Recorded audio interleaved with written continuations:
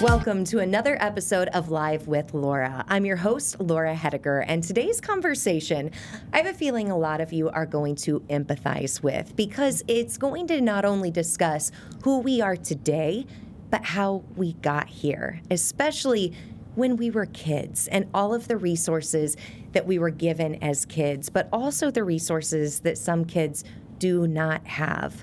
Luckily, there are so many organizations out there today that are able to bridge that gap, and we are going to explore a lot of them with our guest, Roxanne Steiner. She is here with us in our awesome podcasting studio. Roxanne, it's good to see you. Thank you, Laura. Thanks for having me. When I first launched this podcast, even before the first episode started, I went to Facebook and asked for viewer suggestions. What types of people do you want to hear from? Who do you want to learn from? I received so many responses from people asking about the program Parents as Teachers and also asking for parenting feedback. Okay. You are the perfect person because you have 35 years in early education. Yes. Please tell us a little bit about yourself. I actually started years ago and started working in group homes, actually, with adults with special needs and special abilities. And that led me to having actually my own child with special needs. And I needed a part-time job because I couldn't work full-time at that time. And so I was approached by a dear friend at Ferguson Florissant School District, and she said, Parents as Teachers would be the perfect job for you. And it entitled me doing home visits. I was in control of my schedule. I had families, probably about 50 families that I saw on a monthly basis that I was so blessed to be a part, and they invited me into their home to be a part of the development of their child and to really be able to see and not miss one moment with their child, right? They were able to observe, those gifts of seeing what influence they had by playing peekaboo.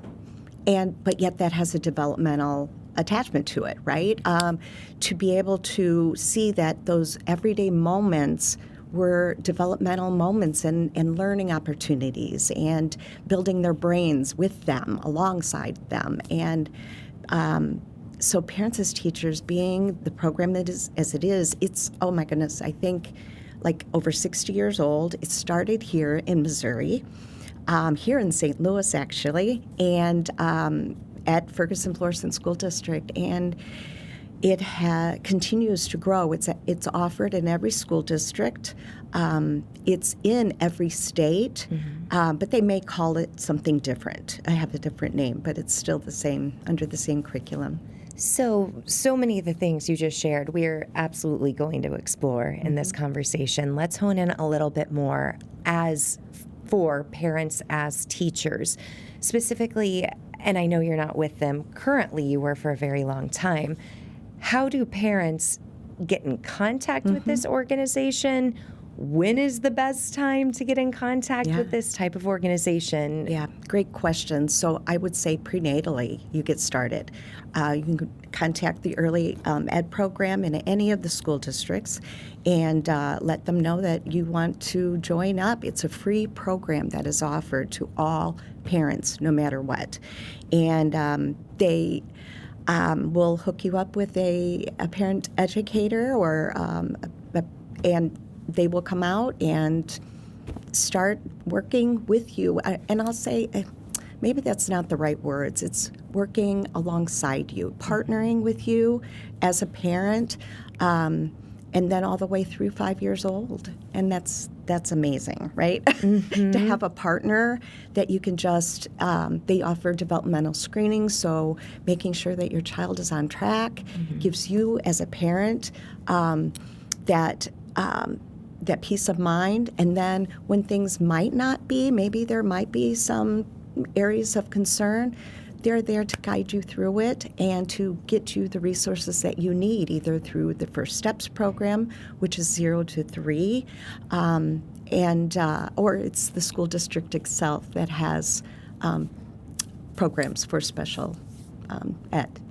So what is interesting for someone like you who has been doing this for 35 years is to also see the emergence of technology and information that has just exploded for parents in really the last 2 decades. I would have to think when you first started your journey, a lot of parents had like a book, either what to expect when you're expecting or what to expect in the first year, and that's about it. So having someone who is so ingrained in this type of education is a godsend. Yeah.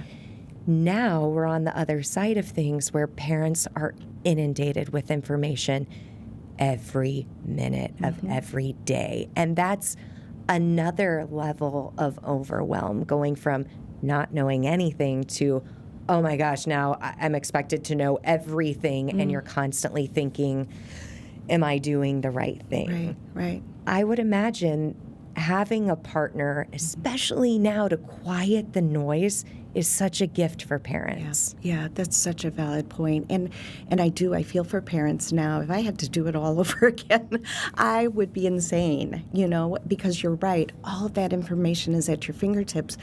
But who is there to talk it through, to reflect, to ask you questions and about your own attachment style when you were, when you grew up, about how you were parent, how you were disciplined as a child, and how does that bring and show up in your own parenting skills with your children nowadays, right?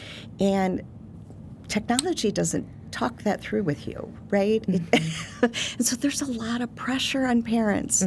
My daughter my daughter and son-in-law are parents of my grandson, who's 20 months old, and she has a group of friends that have that exact concern. They're searching, and the minute something might come up, they're on the internet, but they're not really finding things that might be good information, right? That really pertains exactly to what they're experiencing. And so they need someone else to talk through with them, or just to encourage them and say, you know what, you got it. Use your gut instinct. Use your own knowledge, and just thinking through it with them. And this is so nice because when you do have little ones at home, that first year, I feel like they're at the pediatrician a lot. But I would assume some of the developmental milestones that you are discussing might start to show up in years 2 and 3, which, as I'm learning with a 3-year-old and an almost 2-year-old, they're not at the pediatrician as much, where you can bounce things off their doctor. And having parents as teachers is such a godsend, because you said you're meeting with families, or you were, once a month. Yep. And just talking about those everyday things, right? You brought up a book. Literacy is just, it goes inside the child's soul, right? So if a child picks up a book and brings it to you and just sits on your lap, then they just want your lap, right? They want you to read a story. Just be with me, Mom.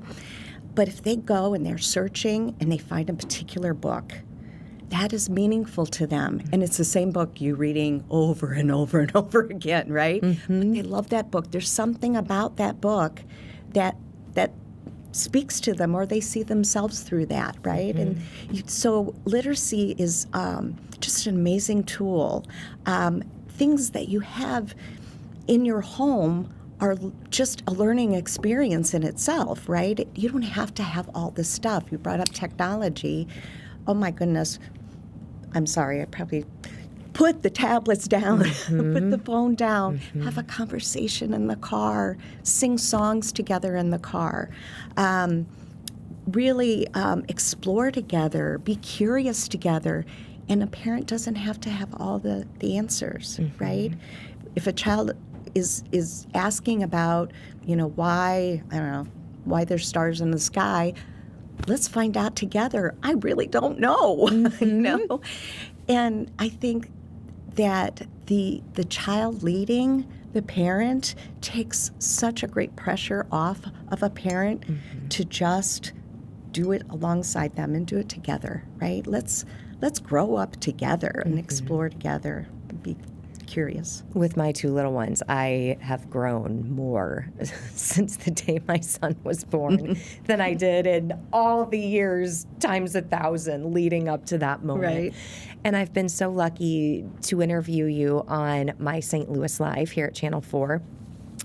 And you do talk about those everyday teachable moments. You just referenced them again. Would you mind going through a couple of scenarios that are parents, our step-parents, grandparents, any caretakers could institute today that you have in the house that are free? You don't have to go buy anything? Yeah. Oh, my goodness. What's in your cabinet? Pull out stuff in your cabinet. Take a nature walk. Go outside. It's finally starting to break, I think, the weather, knock on wood. But go outside, even if it is cold. Dig in the mud. Get messy together. It's okay. Explore doing laundry together. You can sort. We talked about that before. You can talk about different sizes, comparisons. I had a child one time, we were on a home visit, and the mom just got out all of the cans in her cabinet, and that was the blocks. She couldn't afford blocks, so we stacked cans, just food cans. And he had so much fun. An empty box from Amazon is the most fun toy I think a baby or even a preschooler could have. They can decorate it, they can crawl through it, they can go in and out, and there's so many things to learn and giggle together and have fun together. Yeah. That is some of your experience with parents as teachers. Let's talk about what you are doing right now. Okay. All right. I am with Loom Institute, and it is a program at Youth in Need. Youth in Need covers 6 different counties in the St. Louis area. And Loom Institute we are housed out of University City, and we work with educators. We still work with parents too, and leadership. So we offer leadership series for growing and understanding yourself as a leader from the inside out, because it starts with us. We offer cohorts to teachers, teaching teams that, again, we start with self. We start with that greater awareness of ourselves, understanding our own attachment style, our own temperament, and how we approach children, and beliefs that, where do our beliefs come from? Some are implicit and planted from generations, and some are just beliefs that we have acquired, and adapted over the years, but they affect us, and they affect how we are with children and others, right? Our spouses, our family members, and those that we work with. With that leads to a new way and choice of being. So how do I want to be? Even if a belief comes up and the story I tell myself is, oh my gosh, this person doesn't like me, or he didn't say hi to me this morning, what's wrong? What did I do? I can kind of reflect and think, wait a minute, you know what? Maybe this isn't about me at all. Let me approach them first and say, hey, I just noticed. So it's about noticing, slowing down and saying, I noticed you were a little distant this morning when I said hi to you. Is everything okay? You do that with children in the classroom. I noticed you didn't come in, and when you hung up your coat, you looked a little sad this morning. How are you really feeling? So we dig into those feelings and emotions, and just really connecting with others. So we do talk about emotional development and how understanding that sometimes developmentally, a 4-year-old could be a 4-year-old, but emotionally, they're a 1-year-old, and they need to crawl up in your lap, and they need you to hold them and cuddle with them and breathe with them and let them know it's going to be okay. We'll do this together.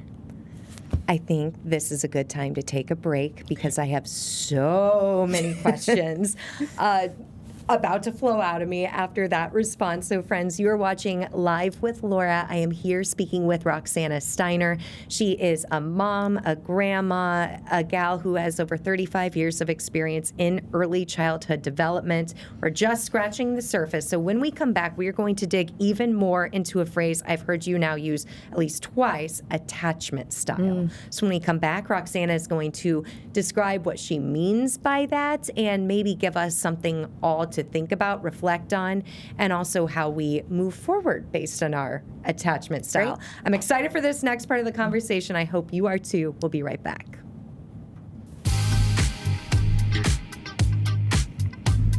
We truly appreciate the gift of your time that you are giving us here to join us for Live with Laura. I'm Laura Hettiger, joined by Roxanne Steiner, who is enlightening me on so many different things. We're talking right now, though, about early childhood development. In our previous segment, you mentioned attachment style when it came to two of your responses. Just to make sure we are all on the same page, when you say attachment style, what do you mean by that? Yeah, it's all about relationships.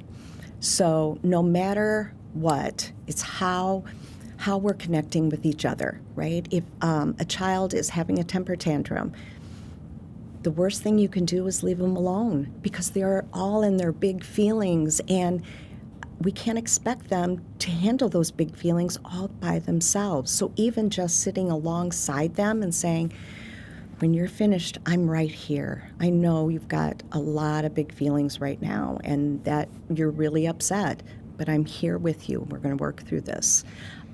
So your emotional partner. Even with understanding. So if we think about attachment styles as a grid in 4 quadrants, we have secure attachment, which, and I'll put it in the sense of what a child would think, right?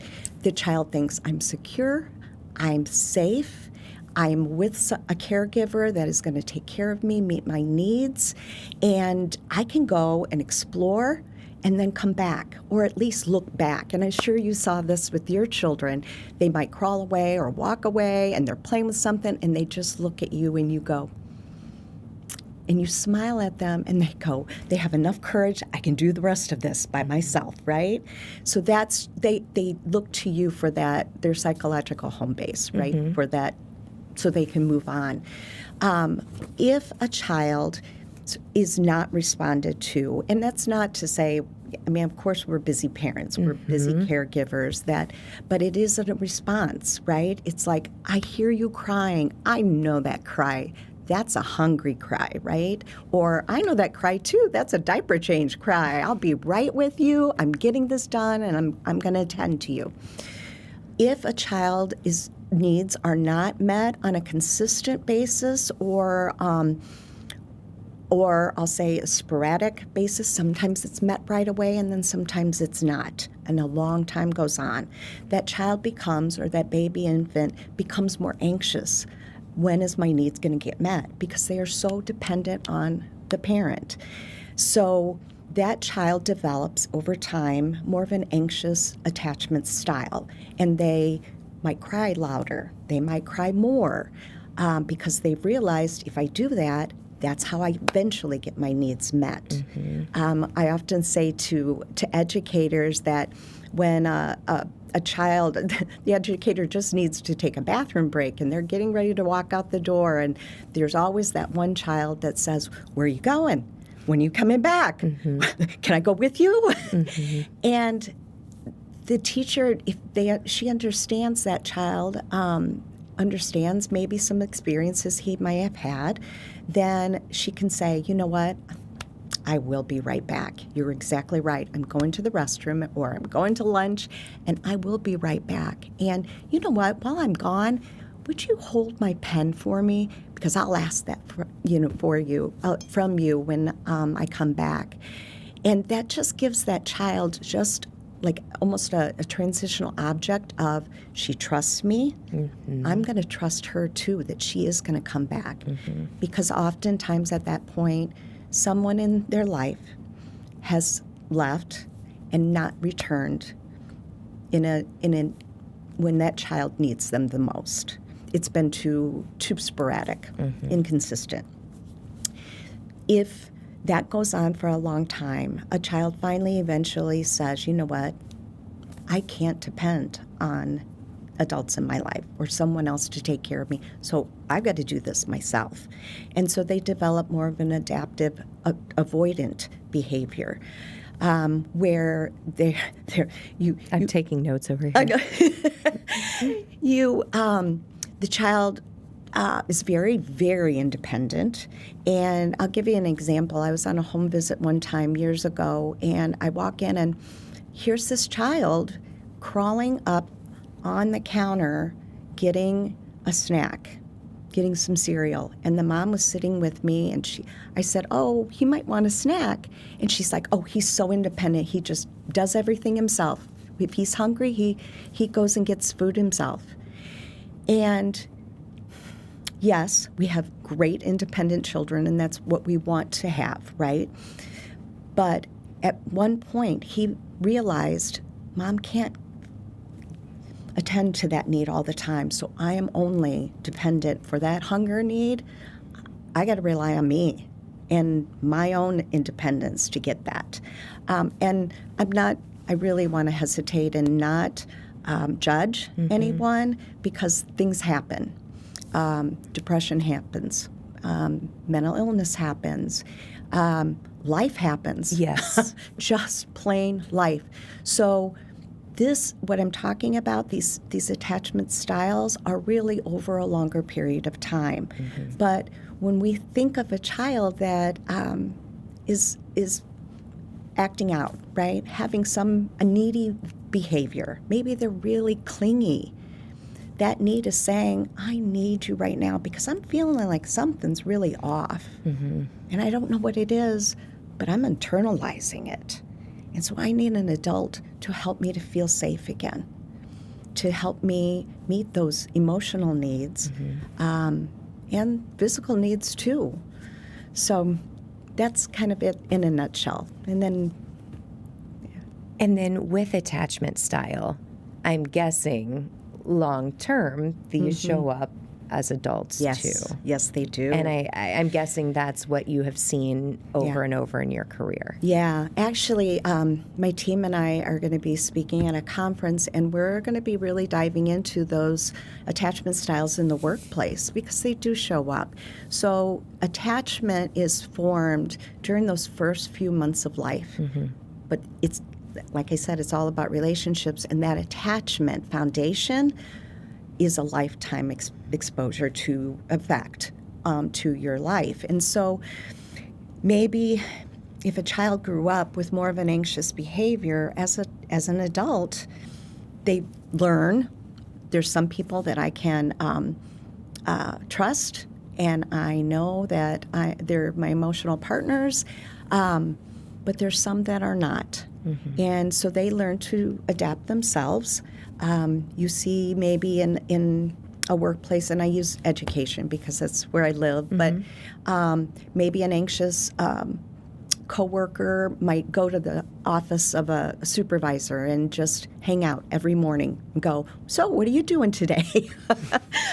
What do you got going on? Oh, are you out of the office today? They just need that connection. They need that reassurance. They need that touch, that quick touch of, she's going to be here, and then sometimes she's going to be gone, but that's okay. We've got it. We've got it. And then you have an avoidant teacher maybe that the supervisor walks by and says, can I help you today? I've got like 15 minutes. Can I help you with anything? And the teacher says, no, I'm fine. I got it.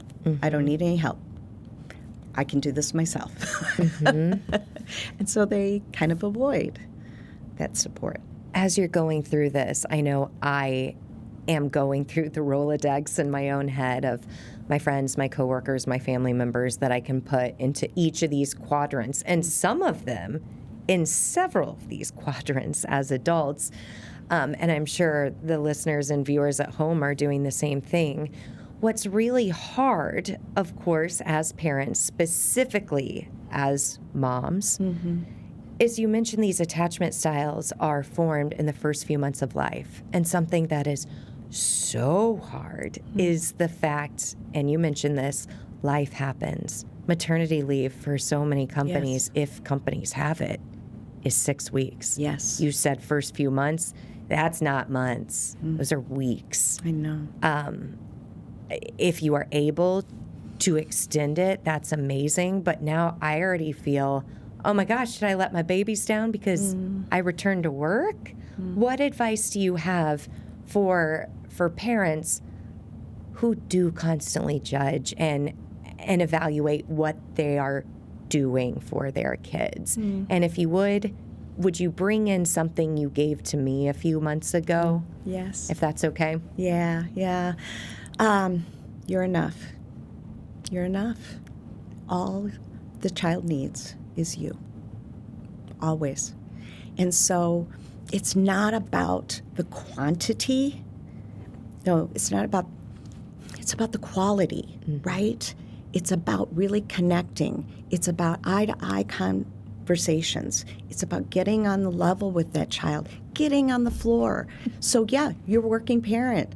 The first thing you do when you come home, don't check the mail, don't get on your phone, don't start dinner, get on the floor, because that child has held it together with courage all day long. And now I'm home with mom or dad, grandma. I don't want to, isolate anyone because there's amazing caregivers out there. And now I can be myself.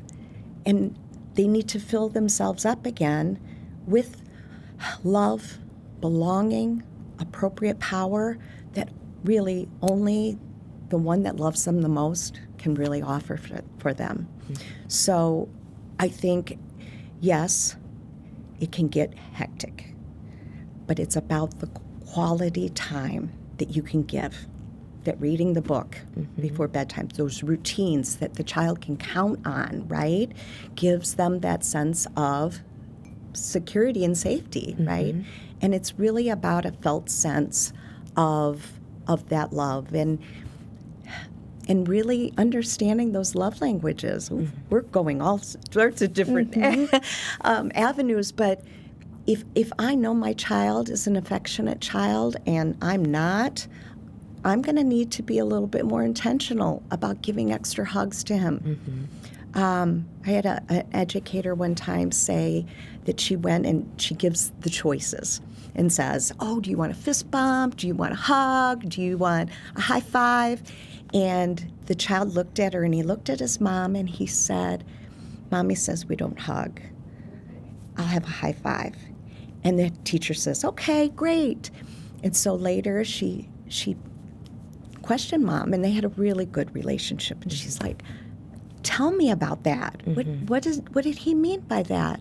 And she said, well, I'm just not an affectionate person. I don't like hugs. I didn't grow up in a family of hugs, but I love my child. And she, all of a sudden, I think it hit her, and the teacher's like, oh, I know you do, because you give him such good affirmation of you're going to pick him up, what you're going to do afterwards, and you tell him you love him. And I've seen all of that. I was just really curious about this hug thing.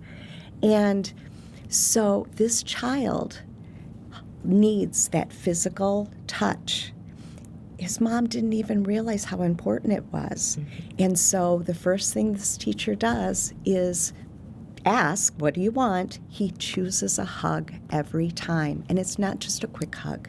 It's a good, deep hug that fills him up for the rest of the day. So I think that, being attuned to what your child needs in the moment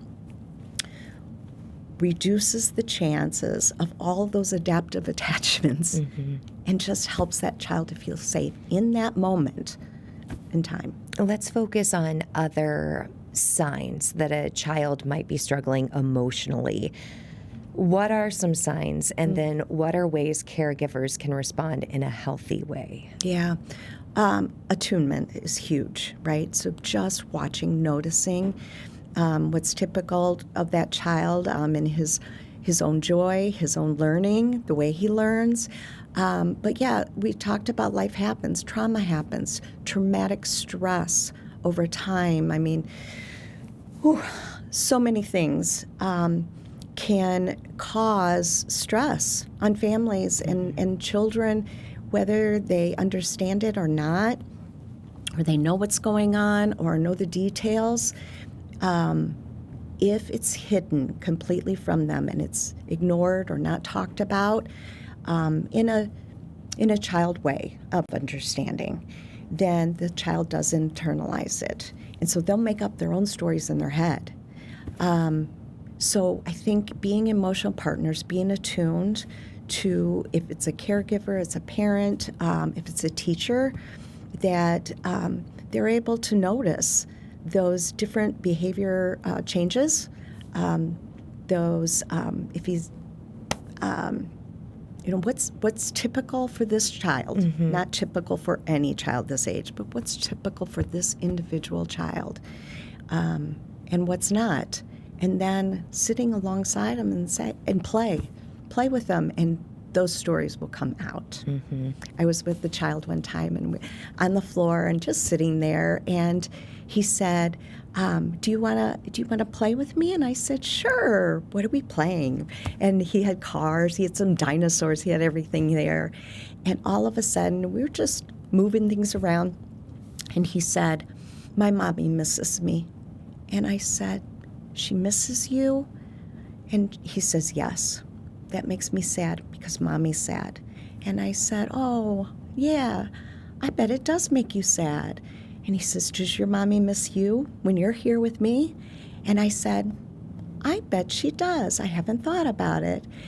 And I said, where's mommy today? And he just said, she's at work. What I later found is that this was only his second day at preschool. And he was missing mom. This was a new change for him. So we just continued to play, and all of a sudden he popped up and put a smile on his face and ran off somewhere else. He just needed to tell his story and somebody to just listen. So just be with children. I think on that note, Roxanne has given us plenty of things to think about. And as she mentioned earlier in this segment, for caregivers who are watching, you are enough.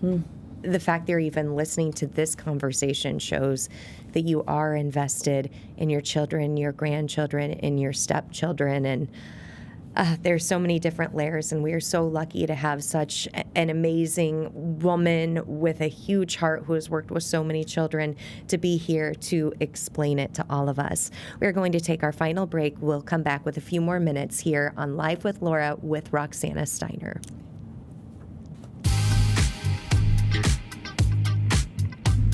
This has been such a wonderful conversation with Roxanne Steiner. I knew it would be because I have had the blessing of getting to know you over the last year or so through your appearances on my St. Louis Live. And something about you I just felt connected to, and I think, and I mean this in the best way possible, I think you remind me of my own mom. She is a former special education teacher, was in the classroom her entire career, and then went into administration, was the special education coordinator for our district, and is still heavily involved in the academic foundation and the food pantry in my hometown. And I just see so many similarities to people who dedicate their lives to not only helping children, but specifically helping children with special needs. So thank you for doing that. It's a nice compliment. Thank you. Truly like the nicest compliment I could give, because she means that much to me. And I think that's how all moms want their kids to feel about them. And it's so amazing that you are empowering moms and dads and caregivers through the work that you do. Let's dial a bit more into youth in need and the resources that they offer that maybe friends at home could take and use in their lives, or they could offer to other people that they know that might need a little extra help. Sure. Youth in Need has so many programs that serve our community, like I said, in 6 different counties in the St. Louis region. They offer foster care.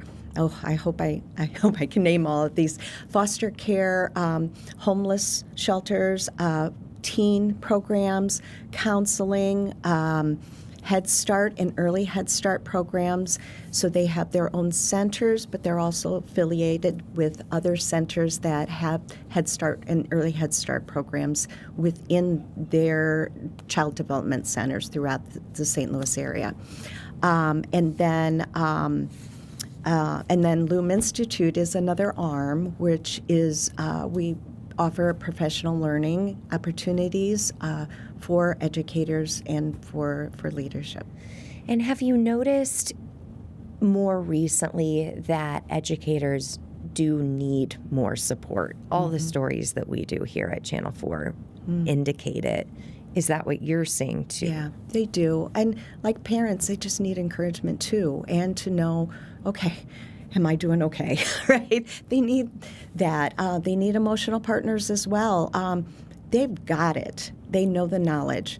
I think what we're finding at Loom is missing is that internal awareness, that internal self-work, because without us being aware of our own attachment styles, our own temperament, our own triggers, our own traumatic experiences and how they affect still us today, or how they pop up because a child might be crying more or is angry. That could be a trigger that could come up with us and remind us of our own childhood. And if we're aware of those, we know what to do with that. We can name our feelings. We can be aware of how it's affecting our body, and then we can be more emotionally responsive in the moment. We can talk to somebody or tag out and say, I am topped out right now. You're in, right? Go get yourself together and come back and let's do this again. But I think if we understand that, then we can be healthy and we can thrive, and thus the children thrive. And I'm so glad to pick your brain even further with that response, because you have been doing this for 35 years. I really feel like the conversation of emotional intelligence has really picked up in the last decade. Yes. Are you finding that too? Yes and no. So, Laura, if I was to ask you, how are you feeling today? What would be your response? We're all going to put on a mask and say, I'm great. How are you? Exactly. Except off camera, I just told you that my 3-year-old and I went round and round over a spoon this morning, and I didn't know how to fix it. Yeah. And you carried that with you here to work even if you stuffed it. It's still something in you. And you mentioned that too. Is my child really still thinking about that and missing me right now?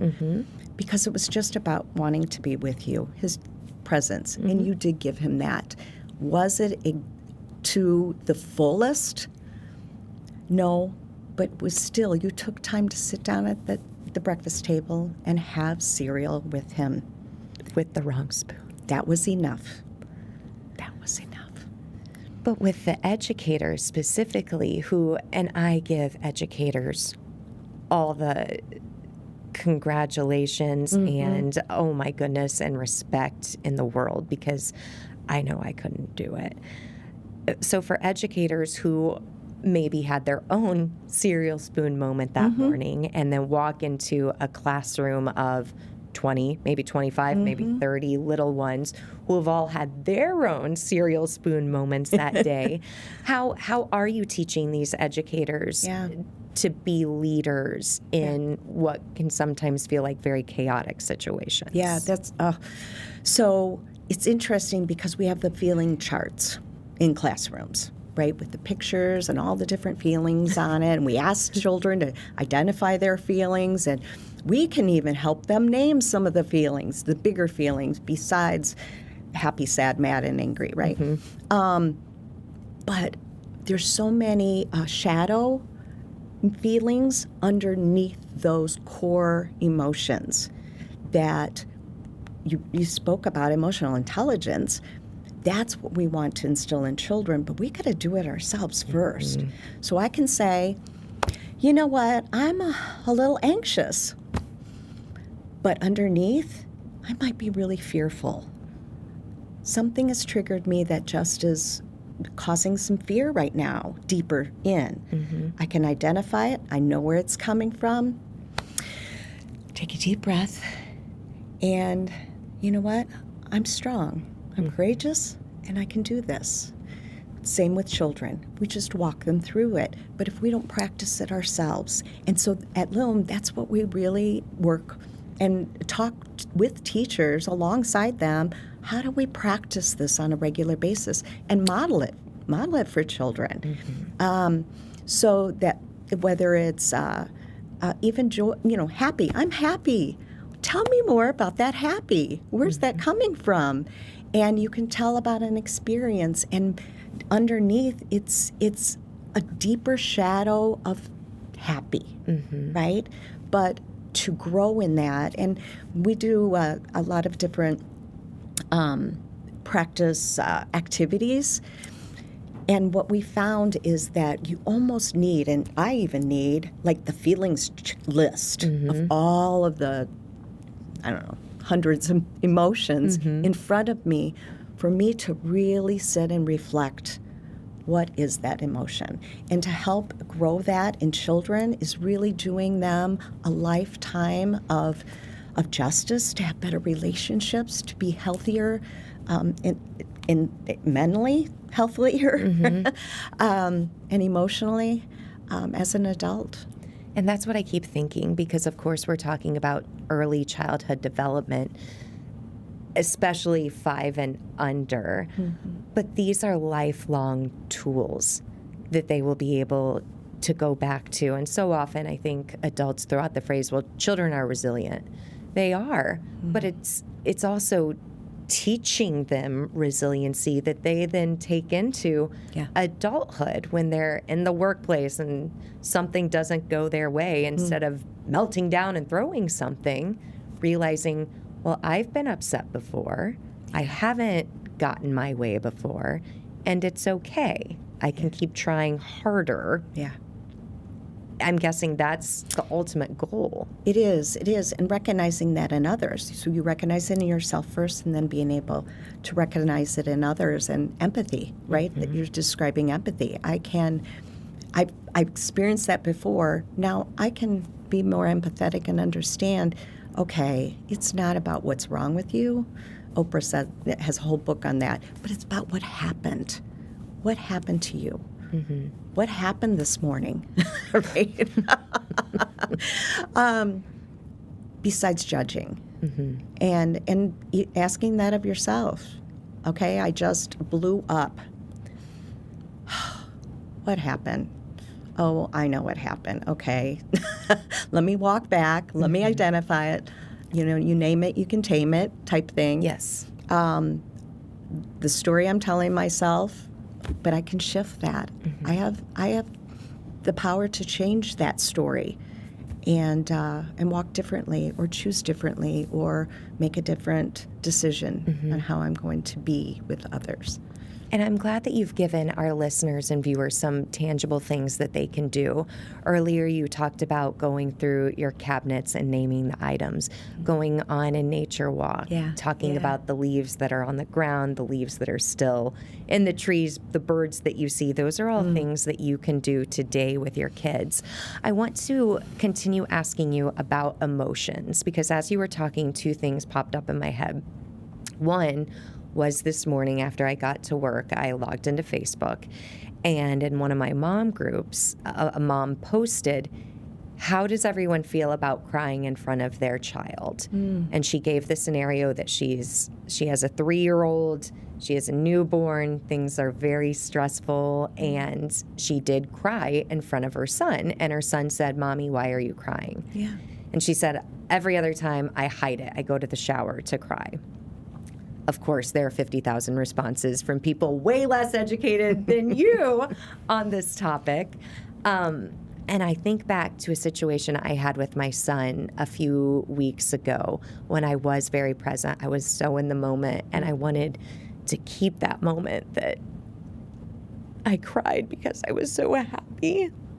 And my son goes, "Mommy, why are you sad?" And I said, "I'm not sad. I'm just so happy that I get to be here." And to me, I don't want to hide my emotions in front of my kids because I do want them to know happy has all these shadow feelings and it can look different. Yes. Sad has all of these different ways.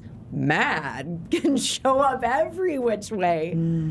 But now I'm wondering, should I be hiding some of those emotions? Or as I go through my day-to-day, is it okay to be doing that and teaching them? Yeah.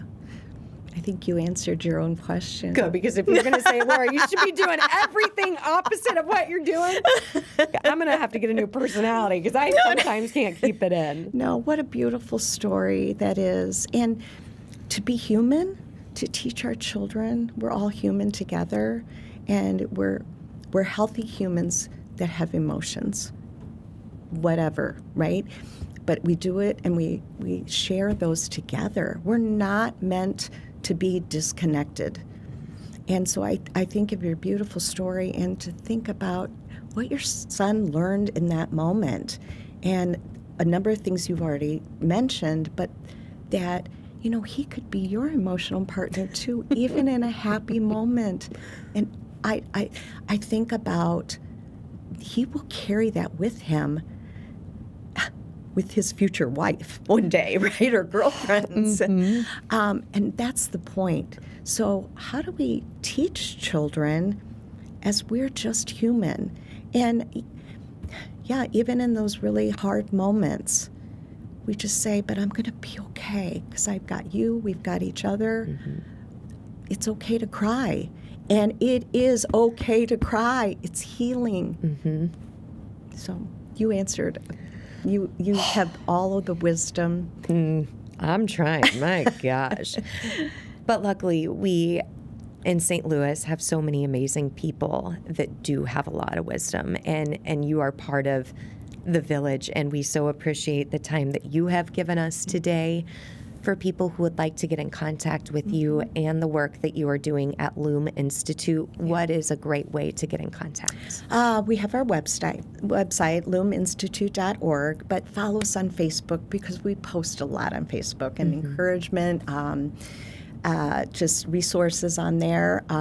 So any Loom Institute on Facebook, Instagram, LinkedIn, Youth in Need. If you need those resources, absolutely, youthinneed.org, and just check out all of the amazing services that they have. Something we didn't talk enough about is the fact that Roxana is also a mom and a grandma. Grandson Reed, 20 months. Yes. Yeah. What things do you enjoy doing with Reed?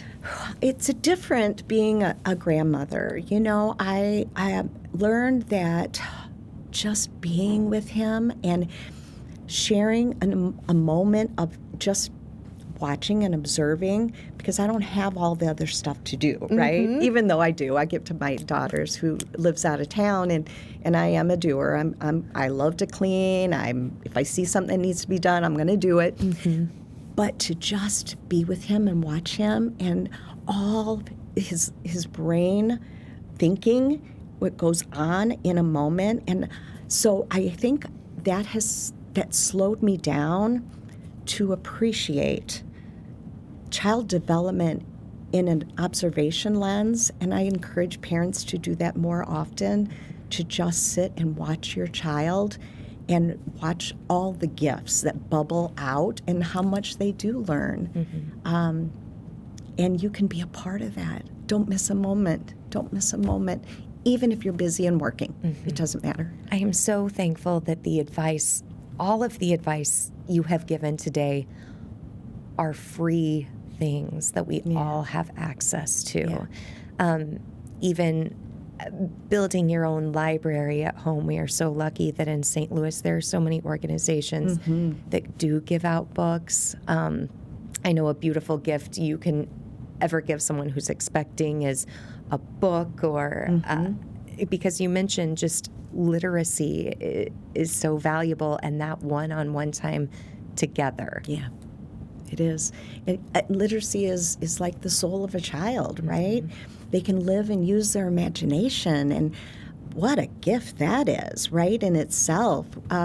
We don't need the entertainment of a two-dimensional screen. We need three-dimension.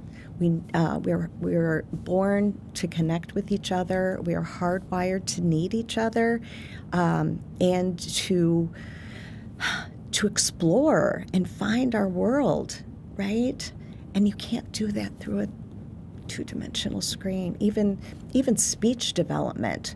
If I can't learn how to move my mouth and my lips and everything to form letters or sounds, if this is two-dimensional, I need to watch your face and your expressions and your lips, and that's why babies stare at you, right? Yes, they do.